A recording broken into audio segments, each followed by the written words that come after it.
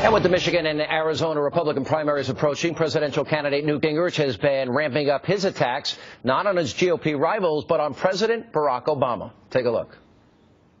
Barack Obama is the most dangerous president in modern American history.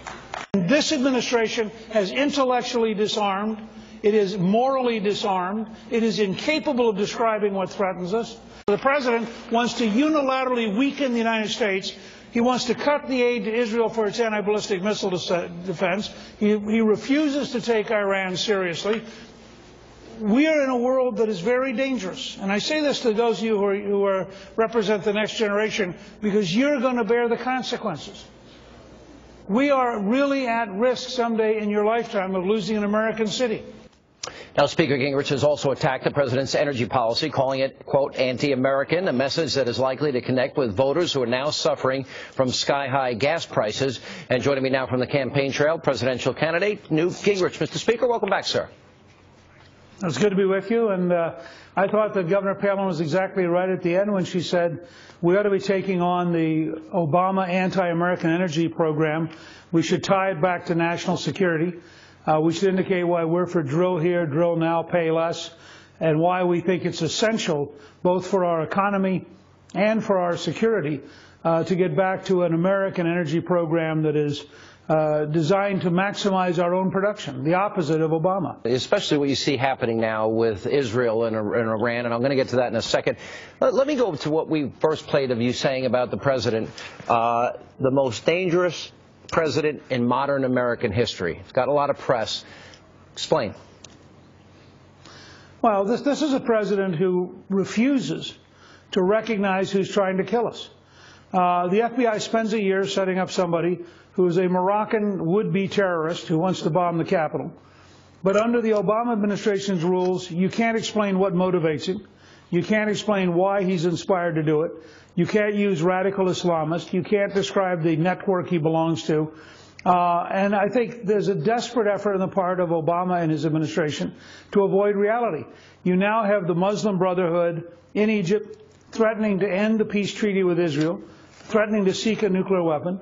You have the Pakistanis, we now know for sure, protected bin Laden for years, and they didn't arrest the people who were protecting him. They arrested the man who helped us find him. Again and again, you find that the Obama administration fails to meet the challenges. They're doing nothing effective about Iran. And if anything, they're undermining and cutting the aid to Israel to develop the anti-ballistic missile system that would protect Israel from Iranian and other rockets. So look at his defense budget, which is going to weaken American defenses everywhere. It is going to lead to very substantial cuts in our capability. And I think it's something we should all be very worried about. Well, I think we ought to be concerned about it. And frankly, why the president would be discouraging Israel from doing what is obviously in their best national security interest, I don't know. Because I think at some point this is now inevitable. They've made their intentions clear. They have been aggressive. They have literally been saber rattling and planning assassinations on American soil of foreign dignitaries.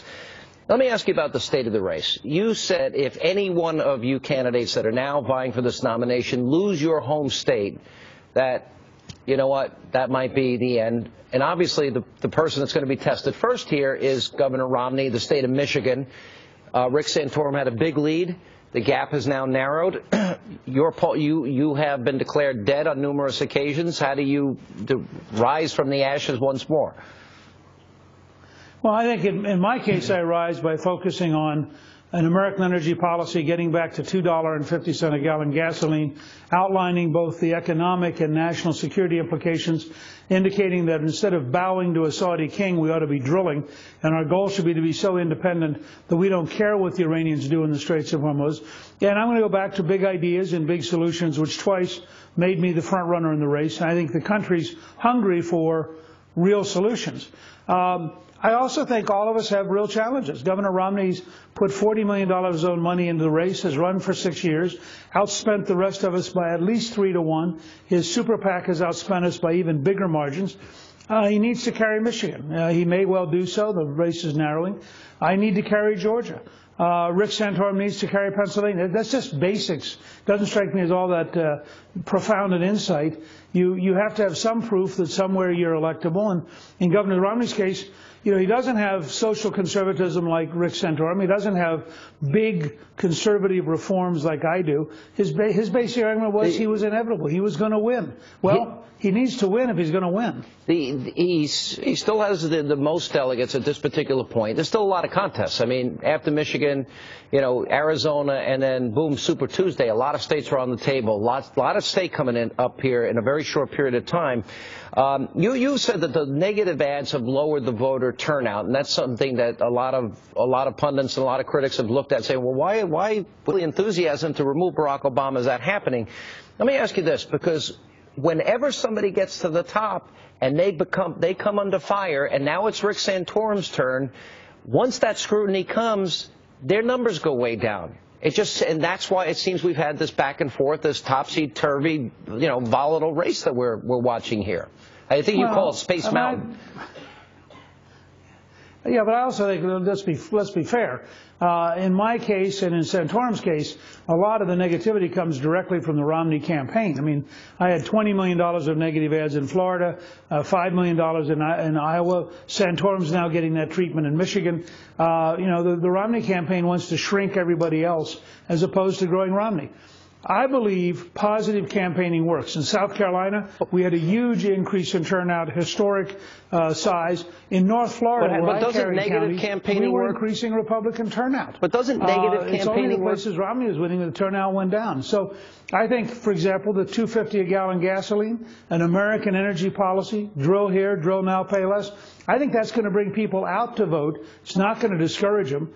And I helped design the 1994 campaign where a positive contract with America led to the largest one-party increase in American history.